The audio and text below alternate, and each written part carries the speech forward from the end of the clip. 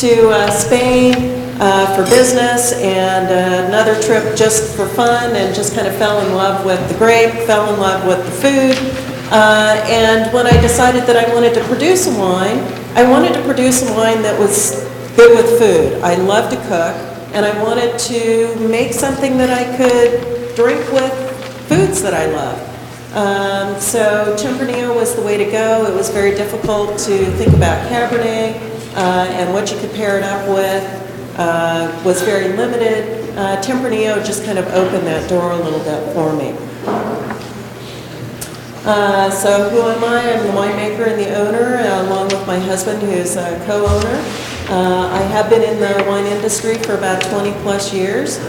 Started learning my craft at Jordan Vineyards and Winery, and went to Jay and did sparkling for a little while, vineyards and winery, and then decided to start out on my own with something totally different. And then I'm here to hopefully educate you about Tempranillo.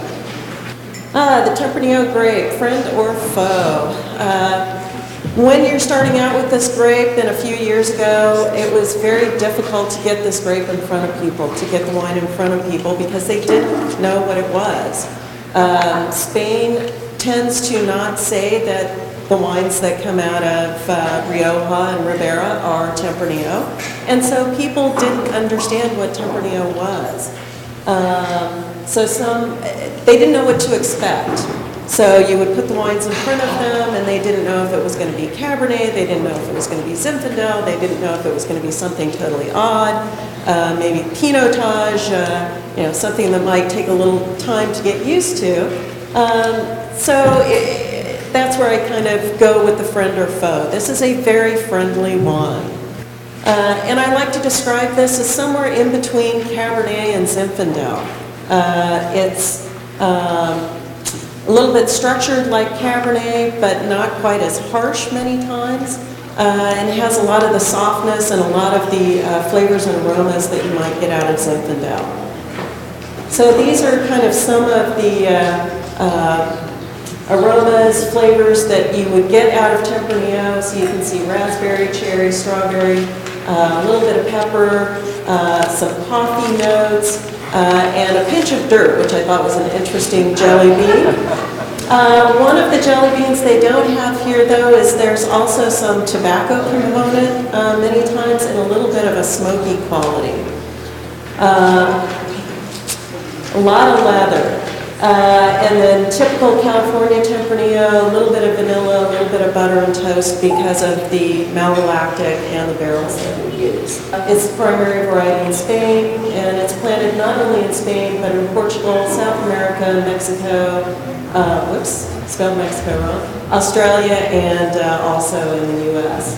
The sixth most grown variety by acreage, and said to have been brought to America in the 17th century. And Earl brought all of that out. So today's tasting comparison, we have 5 different wines.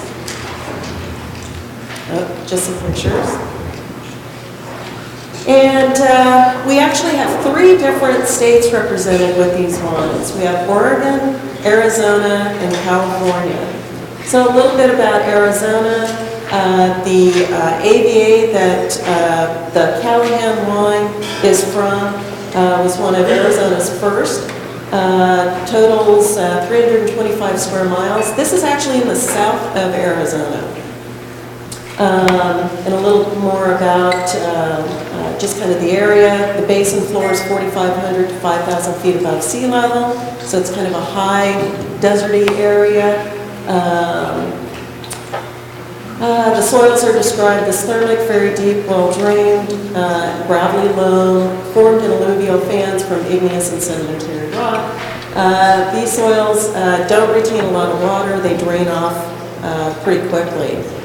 There's definitely areas in California that have a lot of the similarities. Oregon, the wine that we have from Oregon here is from the Rogue River Valley area. It's 1,300 to 1,800 foot elevation. Rainfall about 18 inches, many different soil types. And per Appalachian America, most of the vineyards planted are on hillsides rather than on the valley floor. And these are soils that don't drain as well. California. So we've got 3 appellations out of California that we're going to be tasting. Again, this was taken from Appalachian America. They do a great job of explaining the different appellations. California, this was a map actually from UC Davis showing the regions that they felt were worthy of growing wine grapes. So you can see there's quite a bit of the state that they feel is good for grape growing.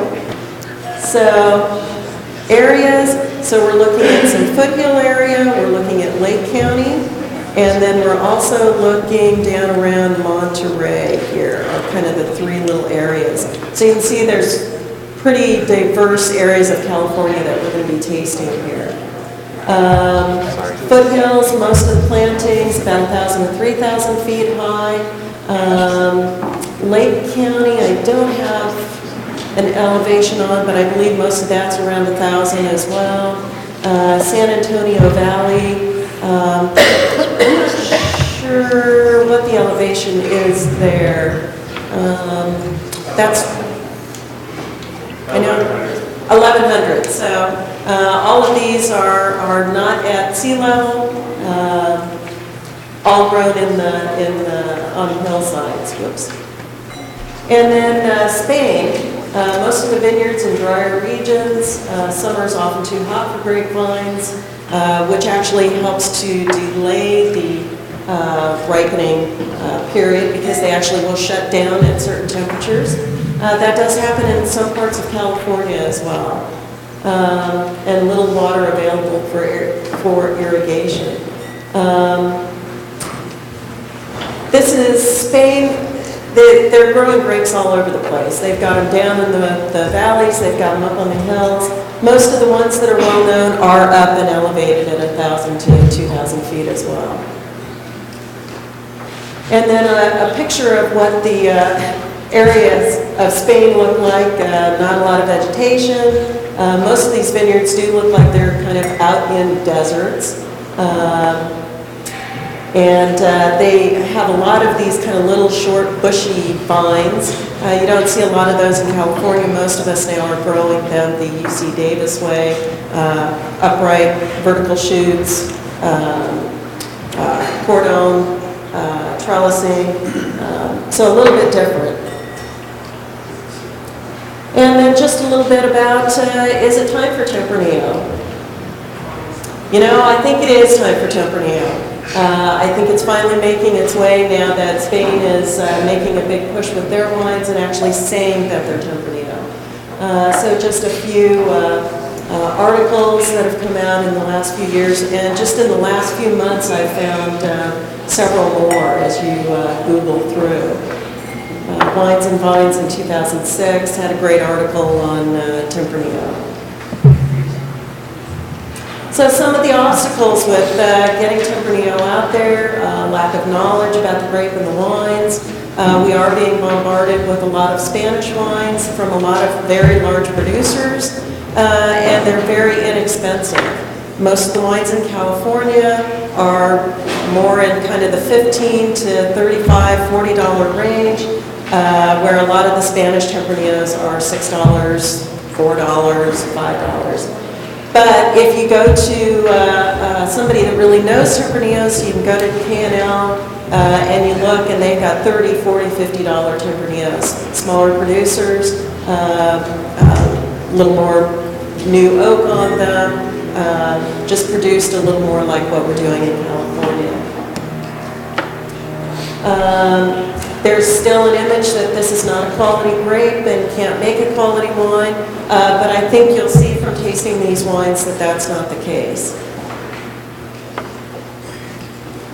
Good news, Spain's making a big push to promote their wines in the U.S. and to call them Tempranillo.